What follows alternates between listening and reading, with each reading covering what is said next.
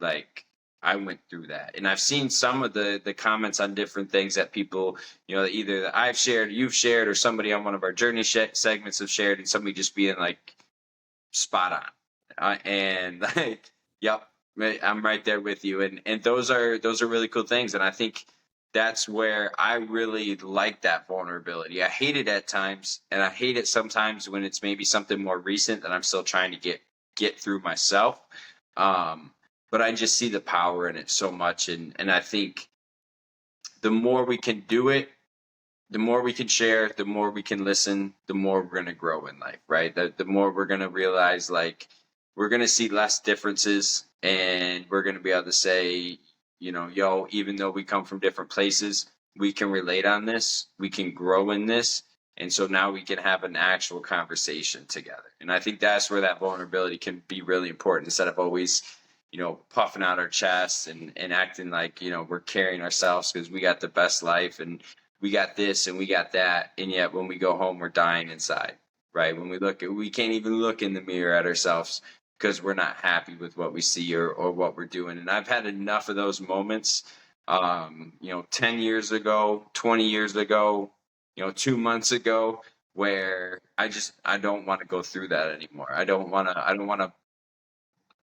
to take away the things that I have to do to stay healthy and end up back in those places. So sharing, being vulnerable is one of those things that gives me the most growth, and just overall some of the most good feelings and positive emotions that I get in my day-to-day life. Yeah, I 100% agree. And while I may not be the best at wanting to share things and being in that vulnerable state, I will say from experience that just like getting anything off your chest, as the expression goes, it feels amazing afterwards. It might have absolutely sucked saying it, going through it, feeling it in the moment, but 99% of the time you feel great afterwards. You're grateful that one, you did have the courage to share, and two, by sharing it, it's now not bottled up inside of you. You're able to really kind of almost release the energy that was associated with it, whether it was positive or negative. And for me, being big on energy and kind of how the universe flows in and out of everybody, that's where it really resonates with me directly, because you, communication is everything, whether it's in a relationship, whether it's even with you yourself, being able to look at yourself in the mirror with what you're doing in your day-to-day life, experiences you've went through. When you can communicate effectively and well, when you do start sharing those experiences, that vulnerability doesn't seem so strong. You don't feel so in the dumps or fearful or hesitant to share.